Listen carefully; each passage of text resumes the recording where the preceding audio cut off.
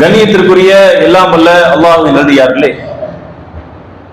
அல்லாஹ்வுடைய மார்க்கத்தை பின்பற்றக்கூடிய ஒவ்வொரு நபரும் இந்த கொள்கையிலே தங்களை இணைத்துக் கொண்டதற்கு பிறகு அவர்கள் அளவிற்கு இந்த மார்க்கத்தை கடைபிடிக்கக்கூடியவர்களாக இருப்பார்கள்.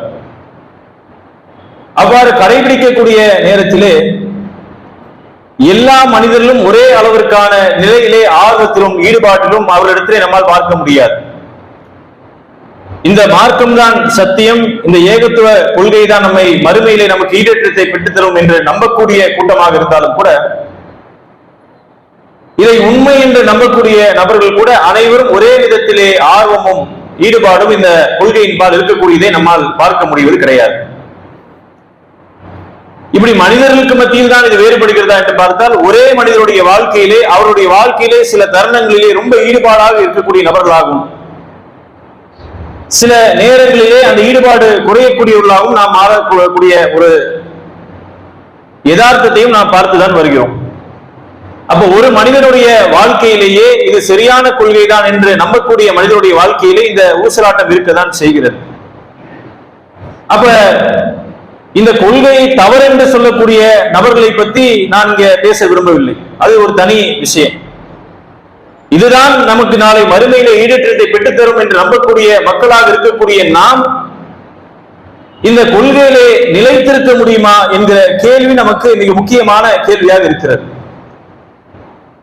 இந்த கேள்வி எப்படிப்பட்ட கேள்வி என்று சொன்னால், இதை வெறுமனே கேட்கக்கூடிய உங்களுக்கு மாத்திரம் கிடையாது, இதை சொல்லக்கூடிய இந்த அறிவுரையை சொல்லக்கூடிய எனக்கும் அதிகமாக பொருந்தக்கூடியதாக இருக்கிறது. எந்த ஒரு கொள்கையிலும் நம்மால் நிலைத்து இருக்க முடியுமா என்பது மிக முக்கியமான கேள்வியாக இருக்கிறது. அப்படி நம்ம நிலைத்து இருக்கவில்லை என்று சொன்னால் ஏற்படக்கூடிய விளைவை விளங்கக்கூடியவர்களாக நாம் இருக்கிறோம். அப்ப இந்த கொள்கையில நிலைத்திருக்கக்கூடியதற்கு ஒரு அழகான ஒரு வழிமுறையை மார்க்கம் நமக்கு கற்றுத்தருகிறது. அந்த என்ன அந்த வழிமுறை என்பதை நாம் அறிந்து கொள்ள இருக்கிறோம். நான் ஆரம்பத்திலே ஓதி காண்பித்த வசனத்திலிருந்து நான் ஆரம்பம் செய்கின்றேன். அல்லாஹ் ரப்புல் ஆலமீன் திருமறை குர்ஆனிலே சூரத்துல் ஃபுஸ்ஸிலத் 41வது அத்தியாயத்தின் 30வது வசனத்திலே இந்த செய்தியை சொல்கிறான்.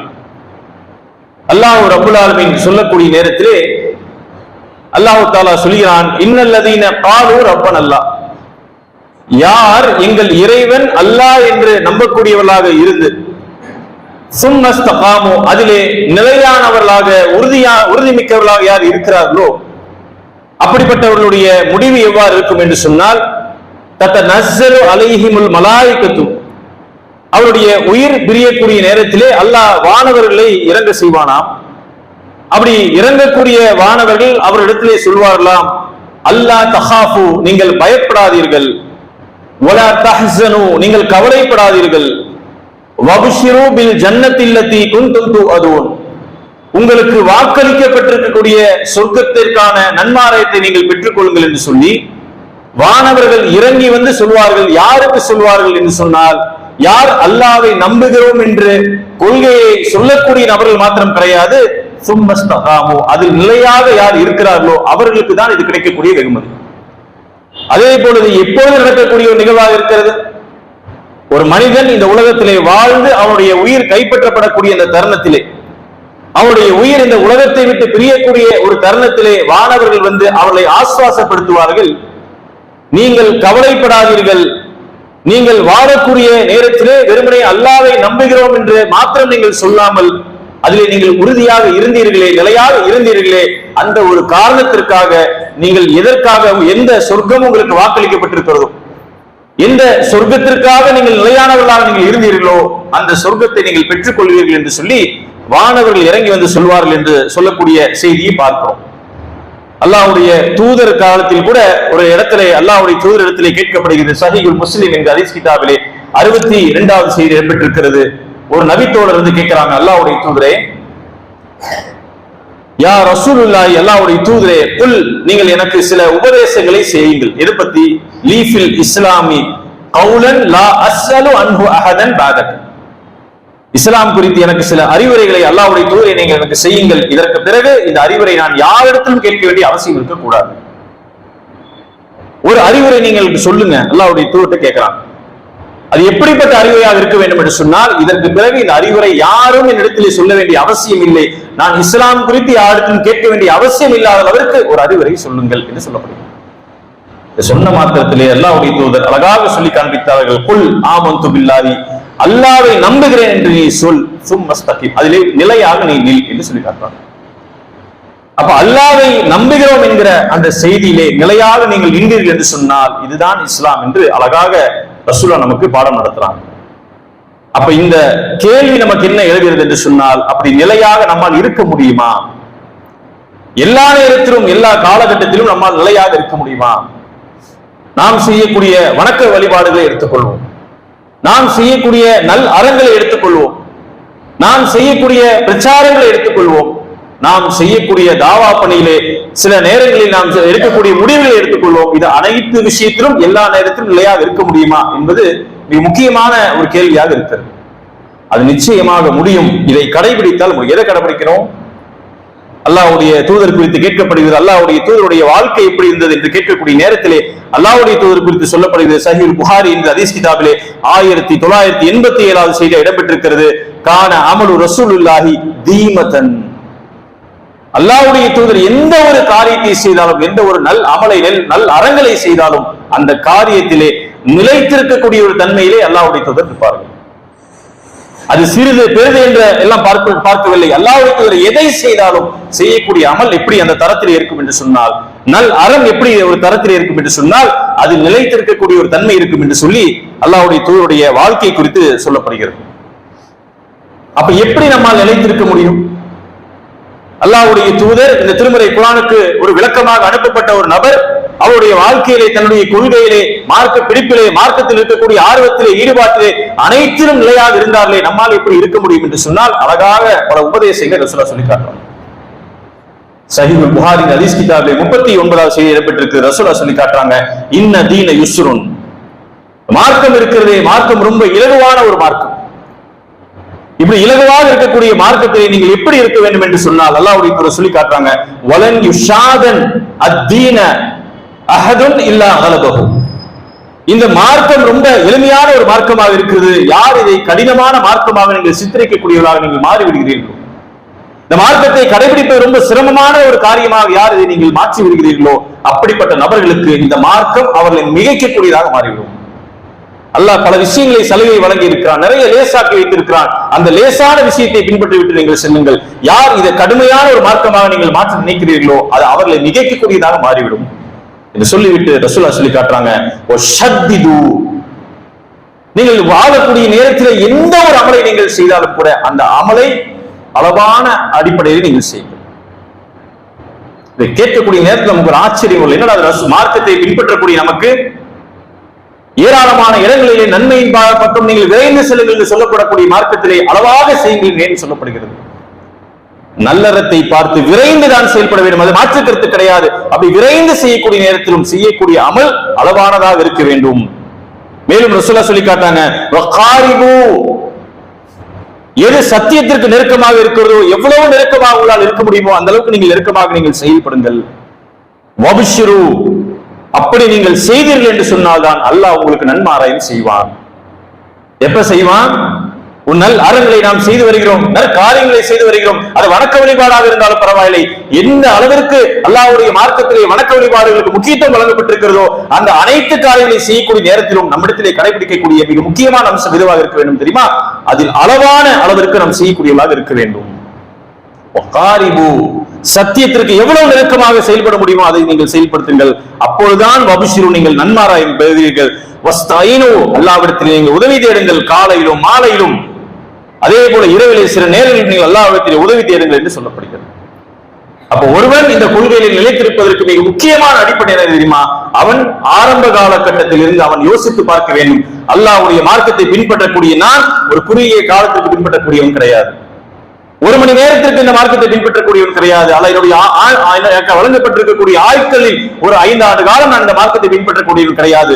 நெடுதூர ஒரு பயணம் இருக்கிறது, அந்த நெடுதூர பயணத்தில் என் மார்க்கத்தை நான் நிலையாக நான் கடைபிடிக்க வேண்டும் என்று சொன்னால் எல்லா நேரத்திலும் ஒரு நடுநிலையை கடைபிடிக்கக்கூடியவன் இருக்க வேண்டுமே தவிர ஒரு கட்டத்திலே அதிகப்படியான ஒரு காரியத்தை அதிகப்படியான அமல்களை செய்யக்கூடிய ஒரு மனிதன் சில நேரங்களில் சோர்வடைந்து விடுவான். புரிந்து கொள்வதற்கு சொல்வதாக இருந்தால் ஒருவன் ஓட்டப்பந்தயத்தில் ஓடுறான், ஒரு 100 மீட்டர் ஓட்டப்பந்தயம் இருக்கிறது என்று சொன்னால் அவன் இடத்தில் இருக்கக்கூடிய முழு ஆற்றலையும் பயன்படுத்தி அந்த 100 மீட்டரை கடக்கக்கூடியதற்கு தான் அவன் இலக்காக இருக்க வேண்டும். அதே நேரத்திலே ஒரு மாரத்தான் ஓடக்கூடிய ஒரு நபராக இருக்கிறான், ஒரு 10 கிலோமீட்டர் ஓட வேண்டும், 20 கிலோமீட்டர் வேண்டும், அல்லது 42 கிலோமீட்டர் ஓட வேண்டும் என்று சொன்னால் அவன் 100 கிலோமீட்டரில் அவனுடைய ஆற்றலை எப்படி வீணடிக்கக்கூடியவனாக இருப்பான்? அப்படி இருக்க மாட்டான். அல்லாஹ்வுடைய மார்க்கத்தை பின்பற்றக்கூடிய நாம் நம்முடைய செயல்பாடுகள் எப்படி இருக்க வேண்டும் தெரியுமா? நம்முடைய உயிர் கைப்பிரியக்கூடிய நேரம் வரை நம்முடைய அமல்கள் தொடர வேண்டும் என்று சொன்னால் ஒரேடியாக அமல்களை எல்லாம் செய்துவிட்டு, ஒரேடியாக எல்லா விஷயத்திலும் கடின போக்கை மேற்கொண்டு விட்டு, ஒரேடியாக நான் எந்த விஷயத்திலும் நான் சமரசம் செய்ய மாட்டேன் என்று சொல்லி இருக்கக்கூடிய அந்த காரியம் சில நாட்களிலே சலிப்படைந்து விட்டது என்று சொன்னால் அது அவனுடைய மறுமையை கேள்விக்குறியாக மாற்றும். இன்னொரு இடத்திலே சொல்லப்படுகிறது, அல்லாஹ்வுடைய தூதருடைய அமல் குறித்து சொல்லப்படுகிறது. சஹீஹ் முஸ்லிம் ஹதீஸ் கிதாபிலே 746வது செய்தி இடம்பெற்றிருக்கிறது. இதா அமில அமலன் அஸ்பைதஹு, அல்லாஹ்வுடைய தூதருடைய அமல்கள் காரியங்கள் எப்படி இருந்தது என்று சொன்னால் நிலையாக தொடர்ச்சியாக செய்யப்படக்கூடிய காரியங்களாக இருந்தது. ஒரு மனிதன் வாழ்க்கையில வாழ்கிறான், அவனுக்கு ஏகத்துவ கொள்கை கிடைத்ததற்கு பிறகு அவன் மரணிக்கக்கூடிய தருவாய் வரை அவனுக்கு வாய்ப்பு வழங்கப்பட்டிருக்கிறது. அந்த மரணிக்கக்கூடிய தருவாய் வரை இந்த கொள்கையை நீடித்து நிலைத்திருக்க வேண்டும் என்று சொன்னால் அவன் கடைபிடிக்க வேண்டியது என்ன தெரியுமா? எல்லாத்தையும் ஒரே நாள்ல எல்லாத்தையும் முடிச்சு, அனைத்து நற்காலையும் நான் ஒரே நாள்ல முடிச்சிடறேன், 5 வருஷத்துல முடிச்சிடறேன், அதுக்கு பிறகு நான் ஓய்வுக்கு வந்து விடுகிறேன் என்று சொல்லி மனிதன் நினைத்து விடக்கூடாது. நம்மை சுற்றி வாழக்கூடிய எத்தனையோ நபர்களை நாம் பார்க்கக்கூடியவர்களாக இருக்கிறோம். அவ்வளவு மார்க்கத்திலே ஈடுபாடாக, அவ்வளவு மார்க்கத்திலே கொள்கை பெற்றோர் இருக்கக்கூடிய நபர்கள் எல்லாம் பிற்காலத்திலே மாறி செல்லக்கூடியதற்கான காரணம் என்ன தெரியுமா? இதுதான்.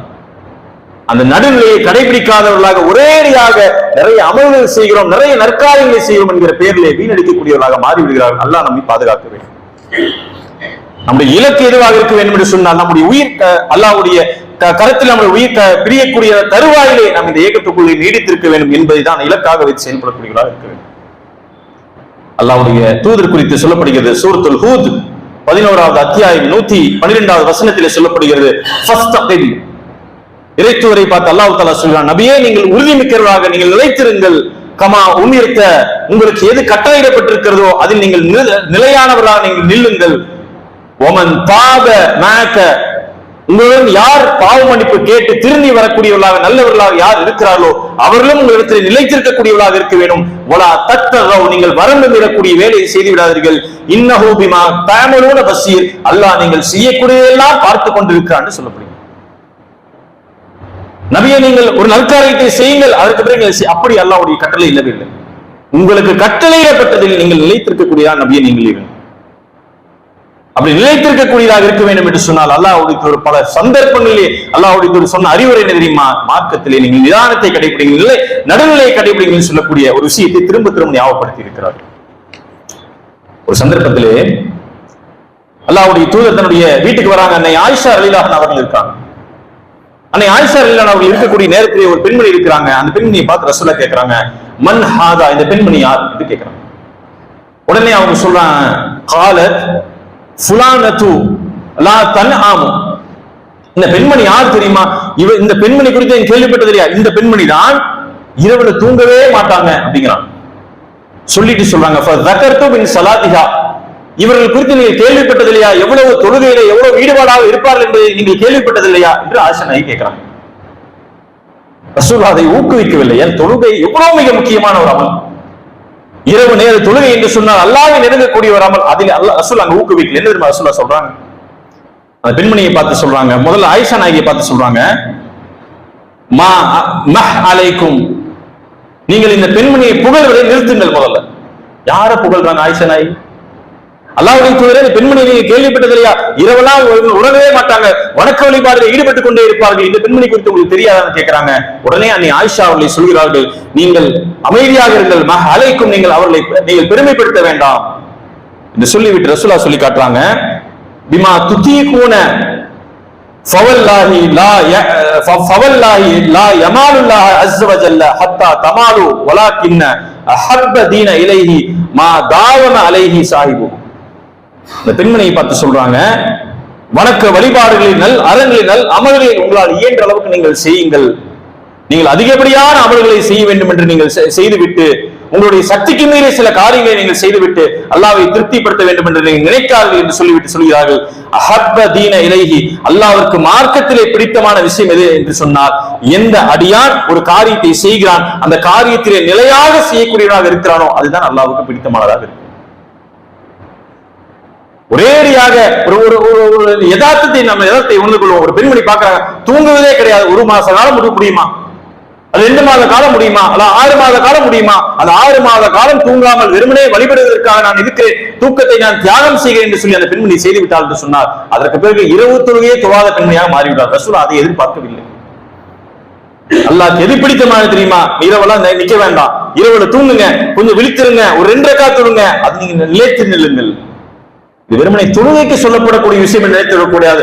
அனைத்து காரியங்களுக்கும் அப்படித்தான். நாம் எந்த ஒரு காரியத்தை செய்தாலும் அந்த காரியத்தை தொடர்ச்சியாக செய்யக்கூடியதான் நல்லா விரும்பக்கூடியவனாக இருக்கிறானே தவிர ஒரு குறிப்பிட்ட காலகட்டத்திற்கு ஒரு குறிப்பிட்ட ஒரு சீசனுக்கு செய்யக்கூடிய அந்த காரியத்திற்கு அந்த அமலுக்கு அல்ல மதிப்பு வழங்குவதே கிடையாது. நம்முடைய செயல்பாடுகள் எப்படி இருக்கிறது என்பதை நீங்கள் சற்று சிந்தித்து பாருங்கள். இன்னொரு இடத்துல பாருங்க, இந்த செய்தி சுனன் நசீஹ் ஹதீஸ் கிதாபிலே 1642 செய்தி இடம்பெற்றிருக்கிறது. அந்த பெண்மணி ரசூலா கண்டிக்கிறாங்க, நீங்கள் தொழுங்க, தூக்கத்தை தியாகம் செய்து தொழ வேண்டிய அவசியம் கிடையாது.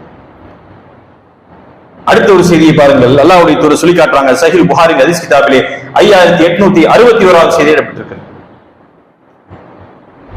அல்லாஹ்வுடைய தூதர் மக்களை அழைத்து சொல்கிறார்கள், யா அய்யுஹன் நாஸ், மனிதர்களே, குது மின் அமாலி மா துதீகூன, நீங்கள் அல்லாஹ் உங்களுக்கு கட்டளையிடப்பட்டிருக்கக்கூடிய அமல்களை எல்லாம் நற்காரியங்களை எல்லாம் உங்களுடைய சக்திக்கு உட்பட்டு நீங்கள் செய்யுங்கள். ஃபஇன்னல்லாஹ லா யமாலு ஹத்தா தமாலு, நீங்கள் சோர்வடைந்து விடுவீர்கள், ஆனால் அல்லாஹ் அந்த நற்கூலி வழங்குவதில் அவன் சோர்வடைய மாட்டான். ஒரு முதலாளி இருக்கிறாரு, முதலாளி கடையில் வேலை செய்யக்கூடிய ஒரு ஊழியர் இருக்கிறான். அந்த ஊழியர் என்ன செய்ய நினைப்பான் தெரியுமா, நான் என்னுடைய எஜமானை நான் திருப்திப்படுத்த வேண்டும் என்று சொல்லி அவனுடைய சக்திக்கு மீறி சில காரியங்களை செய்வான். அவன் எவ்வளவு செஞ்சாலும் அந்த முதலாளி தரக்கூடிய ஊதியம் அவ்வளவுதான் இருக்கும். அது கூட அதிகப்படியாக கொஞ்சம் போனஸ் தருவாரு. ஆனா ரசூலுல்லாஹ் சொல்லி காட்டுறாங்க, அல்லாஹ் அப்படிப்பட்டவன் கிடையாது. நீங்கள் சோர்வடைந்தீர்கள், நிறைய அமல் செய்யற, நிறைய காரியங்கள் செய்கிறேன்னு சொல்லி நீங்கள் சோர்வடைந்து விடுவீர்கள். ஆனால் ரப்புல் ஆலமீன் எப்படிப்பட்டவன் தெரியுமா, அவன் உங்களுக்கு வழங்கக்கூடிய வெகுமதிகளில் அவன் சோர்வடையக்கூடியவனாக இல்லை. எனவே உங்களுடைய சக்திக்கு உட்பட்ட நீங்கள் அமல்களை செய்யுங்கள் என்று சொல்லிவிட்டு ரசூலுல்லாஹ் சொல்றாங்க, வ இன்ன ஹப்ப அமாலி இலல்லாஹி மா தாம வ இன் கல்லா, அல்லாஹ்விற்கு மிகவும் பிடித்தமான ஒரு நற்காரியம் எது தெரியுமா, நீங்கள் எதை செய்தாலும் நிலைத்து செய்யக்கூடியவர்களாக இருக்க வேண்டும். அது குறைவான எண்ணிக்கையில் இருந்தாலும் பரவாயில்லை. தொழுகையாக இருந்தாலும் சரி, இன்ன இபாதத்தாக இருந்தாலும் சரி, மார்க்கத்தில் நாம் செய்யக்கூடிய எந்த ஒரு காரியங்களாக இருந்தாலும் சரி, எதை செய்தாலும் அல்லாஹ்விற்கு பிடித்தமான விஷயம் தெரியுமா, நிறைய செய்ய எதிர்பார்க்க மாட்டான், குறைவா சரியா நிலைத்து செய்யக்கூடியதாக நீ இரு என்று எதிர்பார்க்கப்படுகிறது. நம்முடைய வாழ்க்கையை சற்று இந்த இடத்துல நீங்க சிந்தித்து பாருங்கள். நிறைய நபர்கள் நிலைத்திருக்க முடியாததற்கு காரணம் என்ன தெரியுமா, நான் சொன்னது அந்த மேரத்தான் ஒரு உதாரணம். இங்க ஒரு வாகனத்துல நீங்க போறீங்க, இந்த வாகனத்துல முழுவதும் நீங்க எரிபொருள் நிறைச்சு வச்சு நீங்க போறீங்க, போகக்கூடிய தூரம் பக்கமா இருந்தா பரவாயில்லை, தொலை தூரத்துக்கு போக வேணும், ரொம்ப நாள் உங்களுக்கு எரிபொருள் கிடைக்காது, அப்படி ஒரு கட்டம் என்றால் எவ்வளவு பக்குவமாக நீங்கள் செல்வீர்களோ அந்த மாதிரி பக்குவமாக செல்ல வேண்டுமே தவிர நம்முடைய இலக்கு சுவனத்தை அடைய வேண்டும் என்கிற இலக்காக தான் இருக்க வேண்டுமே தவிர இருக்கக்கூடியதையெல்லாம் ஒரேடியாக வீணடித்து விட்டு அப்பொழுது என்ன செய்ய வேண்டும் என்று தெரியாததான் நிற்க கூடாது. நம்முடைய செயல்பாடு நிறைய எப்படி இருக்கிறது தெரியுமா, சில காலகட்டங்களில் நம்ம ஆர்வமாக இருக்கிறோம், அதிகப்படியான அமல்களை செய்கிறோம், அதிகப்படியான ஒரு நற்காரியங்களில் ஈடுபடுகிறோம், அதற்கு பிறகு நம்ம ஒதுங்குறோம். ஒதுங்குவதற்கு ஒரு நியாயமான காரணமும் இருக்கலாம். சலிப்படைந்திருப்போம், நிறைய சோர்வடைந்திருப்போம், இல்லாமல் இருக்க வேண்டும் என்று சொன்னால் மார்க்கம் சொல்லி தரக்கூடிய இந்த அறிவுரையை கடைபிடித்தோம் என்று சொன்னால் நிலையாக சுருக்கமாக சின்ன ஒரு அமல்களை செய்தாலும் கூட நிலையாக நீடித்து செய்யக்கூடிய ஒரு பழக்கத்தை வைத்திருந்தோம் என்று சொன்னால் இந்த சோர்வு நம்மை தாக்காது. மேலும் அல்லாஹ்வுடைய தூதர் காலத்தில் நடக்கக்கூடிய இன்னொரு செய்தி பாருங்க. அல்லாஹ்வுடைய தூதர் சொல்லி காட்டுறாங்க, சஹீஹ் புகாரி ஹதீஸ் கிதாபிலே 6607 செய்தி இடம்பெற்றிருக்கிறது. இன்ன அஹதஹும் லா யஅமலு பி அமலி அஹ்லில் ஜன்னah ஹத்தா மா யகூனு பைனஹு வ பைனஹா இல்லா திராவ். ஒரு அடியான் ஒரு நல் காரியத்தை செய்கிறான், அந்த நற்காரியத்தை செய்யக்கூடிய நேரத்திலே வெளிப்படையாக பார்க்கக்கூடிய நபர்களுக்கு என்ன தெரிகிறது என்று சொன்னால் அவனுக்கும் சொர்க்கத்திற்கும் 1 முழம் அளவுதான் தூரம் இருக்கிறது. அந்த அளவுக்கு நிறைய நற்காரியங்களை செய்து வருகிறான். அப்படி செய்து வரக்கூடிய நேரத்திலே அல்லாஹ்வுடைய விதி முந்தி அவன் சொர்க்கவாதியாக இல்லாமல் நரகத்துக்கு போய் சேரக்கூடிய ஒரு வாய்ப்பும் இருக்கிறது. அதே மாதிரி ஒரு அடியான் தீமையான காரியங்களை நிறைய செய்யறான், வெளிப்படையில பார்க்கக்கூடிய நேரத்தில் நிறைய தீமைகள் செய்யக்கூடியவனாக இருக்கான், அவனுக்கும் நரகத்துக்கும் ஒரு முழம் அளவுதான் தூரம் இருக்கிறது. இருந்தாலும் கூட அல்லாஹ்வுடைய விதி முந்தி அந்த இடத்திலே நரகத்திலிருந்து பாதுகாக்கப்பட்டு அவன் சொர்க்கத்திற்கு செல்லக்கூடியவனாக மாறிவிடுவான் என்று ரசூல் சொல்லி காட்டுறான். ஏன் ரசூல் அப்படி சொல்லணும்? மார்க்கத்தை பொறுத்தளவிற்கு ஒரு நற்காரியம் செய்வது என்று சொன்னால், நல் அமல்கள் செய்வது என்று சொன்னால், கொள்கையை நீடித்திருக்க வேண்டும் என்று சொன்னால் ஆரம்ப காலகட்டம், ஒரு குறிப்பிட்ட காலகட்டம் என்பது கிடையாது.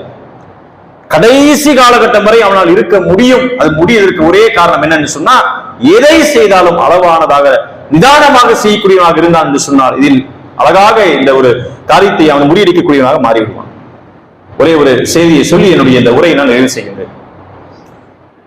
ரசூலுல்லா காலத்துல நம்ம கேள்விப்பட்டிருக்கக்கூடிய சம்பவம் தான். ஒரு போர்க்களத்துல இருக்கக்கூடிய நேரத்துல ஒரு குறிப்பிட்ட நபருடைய வீரம் அதிகப்படியான வீரமாக இருக்கிறது. மக்கள் பார்த்து மெச்சக்கூடிய அளவிற்கு இந்த நபருடைய வீரத்தை வார்த்தைகளில் வர்ணிக்க முடியாத அளவிற்கு அவ்வளவு பார்க்கக்கூடிய நேரத்தில் தனியே பளிச்சுன்னு தெரியக்கூடியதாக இருக்கிறது. எல்லா நபர்களும் அந்த குறிப்பிட்ட அந்த தோழரை பத்தி நிறைய புகழ்ந்து பேசிக் கொண்டிருக்கிறார்கள். ரசூலா சொல்றாங்க, இவர் நரகவாதின்னு சொல்றாங்க.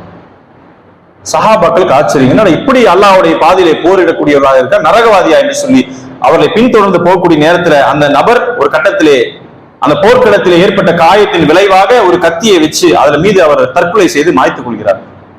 இந்த செய்தியெல்லாம் பெரிய செய்தி எல்லாம் கேட்டு விட்டு ரசூலா சொல்றாங்க, கடைசியாக ஒரு வார்த்தை அழகாக ரசூலா சொல்லி காட்டுறாங்க, இன்னல் அமாலு பில் ஹவாத்திமி, மனிதர்களுடைய அனைத்து காரியங்களும் அவன் செய்யக்கூடிய கடைசி அமலை வைத்து தான் தீர்மானிக்கப்படும் என்று சொல்லி காட்டுறாங்க. அன்பிற்குரிய எல்லாம் அல்லாஹ்வுடைய நல்லடியார்களே, அல்லாஹ் நமக்கு வழங்கி இருக்கக்கூடிய ஒரு வாய்ப்பு என்னன்னு சொன்னா, நாம் இந்த கொள்கையில் நிலைத்திருக்க வேண்டும். அதிகப்படியான நபர்கள் நிறைய காரணங்கள் கூட இருக்கலாம். ஒரு மிக முக்கியமான காரணம் என்னன்னு சொன்னா, அதிகப்படியான நபர்கள் கொள்கையில் நிலைத்திருக்காதற்கான அடிப்படையான காரணம் எதுவாக இருக்கிறது என்று சொன்னால், ஒரேடியாக சலிப்படையக்கூடிய அளவிற்கு அதிகப்படியான காரியங்களை செய்துவிட்டு அதற்கு பிறகு ஒதுங்கக்கூடியவர்களாக மாறிவிடுகிறார். நம்முடைய இலக்கு அதுவாக இருக்கக்கூடாது. கடந்த காலங்களை எல்லாம் நாம் கடந்து வேண்டும், நடந்ததெல்லாம் விட்டுருவோம். இதை முதல் நாளாக நாம் எடுத்துக்கொண்டோம். என்ன செய்ய வேண்டும் என்று சொன்னால், அல்லாஹ் நமக்கு இன்னும் வாய்ப்பை வழங்கி இருக்கிறான், ஆயுளை வழங்கி இருக்கிறான். நமக்கு எதிர்வரக்கூடிய இந்த ஆயுளின் மூலமாக அல்லாஹ் நாம் எந்த அமலை செய்தாலும் அந்த அமலை தொடர்ச்சியாக செய்யக்கூடிய ஒரு அந்த மனப்பக்குவத்தை தருவான். எந்த ஒரு காரியத்தை நாம் செய்தாலும் கூட தொடர்ச்சியாக நாம் செய்ய வேண்டும் என்கிற அளவிற்கு அல்லாஹ் நமக்கு உதவி புரியக்கூடியவனாக இருக்க வேண்டும் என்று சொல்லி நான் கேட்டுக்கொள்கிறேன். குறிப்பாக அல்லாஹ் ரப்புல் ஆலமீன் சொல்வதை போல, இன்னல்லதீன காலு ரப்பனல்லாஹு சும்ம இஸ்தகீம், யார் எங்கள் இறைவன் அல்லாஹ் என்று சொல்லி அதிலே உறுதியானவர்களாக நிற்கிறார்களோ அல்லாஹ் தஆலா சொல்லி காட்டுகிறான், தத்தனஸ்ஸலு அலைஹிமுல் மலாயிகத்து, அவர்களிடத்திலே வானவர்கள் இறங்கி வருவார்கள், இறங்கி வந்து சொல்வார்கள், அல்லா தஹாஃபு, நீங்கள் பயப்படாதீர்கள், வலா தஹ்ஸனு, நீங்கள் கவலைப்படாதீர்கள், வப்ஷிரு பில் ஜன்னத்தி அல்லதி குன்தும் துவதுன், உங்களுக்கு வாக்களிக்கப்பட்டிருக்கக்கூடிய எங்கள் சொர்க்கத்தை நீங்கள் பெற்றுக்கொள்ளுங்கள் சொல்வார்கள். அப்படிப்பட்ட நன்மாரை பெறக்கூடிய நன்மக்களாக வல்ல ரஹ்மான் நம் அனைவரையும் ஆக்கியல் புரிய வேண்டும் என்று சொல்லி என்னுடைய இந்த முதல் உரையை நிறைவு செய்கின்றேன். வாஹிர் அல்ஹம்துலில்லாஹி ரப்பில் ஆலமீன். அஸ்ஸலாமு அலைக்கும் வரஹ்மத்துல்லாஹி.